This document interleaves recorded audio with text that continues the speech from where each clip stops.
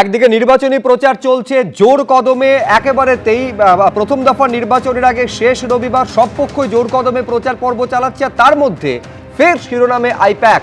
তৃণমূলের ভোট কুশলী সংস্থা আইপ্যাক কি তাহলে কাজ বন্ধ করলো? এই নিয়ে জল্পনা তৈরি হয়েছে। আপাতত 20 দিন ছুটিতে যেতে বলা হয়েছে কর্মীদের।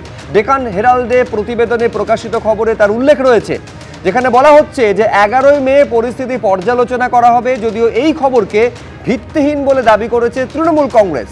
বিভ্রান্তি তৈরির চেষ্টা হচ্ছে বলে তাদের তরফে বলা হয়েছে।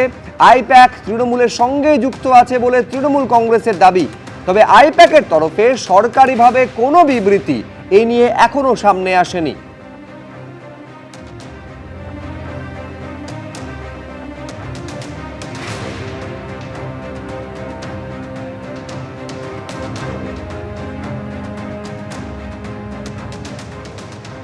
আর এই নিয়ে আইপ্যাকের নাম মুখে না এনেও আক্রমণ শানিয়েছেন মমতা বন্দ্যোপাধ্যায়। তিনি বলছেন, রোজই তো ইডি অভিযান চলছে, ভোটের সময় কেন?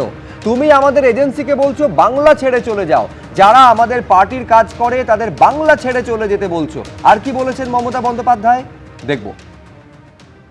আমাদের রোজই তো ইডি রেড করছে, ইলেকশনের সময় কেন ভাই? তোমার মনে পড়লো তুমি আমাদের এজেন্সিগুলোকে বলছো যারা আমাদের পার্টির কাজ করে বাংলা ছেড়ে চলে যাও কেন? তোমার তো 50টা আছে, আমাদের ক্ষমতা নেই, আমাদের একটা আছে।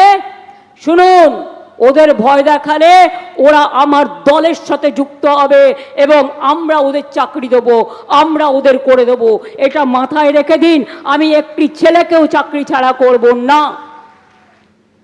আমি সকালে অভিষেকের সাথে কথা বলেই এসছি, পরিষ্কার বলি, আপনাদের এই চক্রান্ত আর কত অত্যাচার করবেন?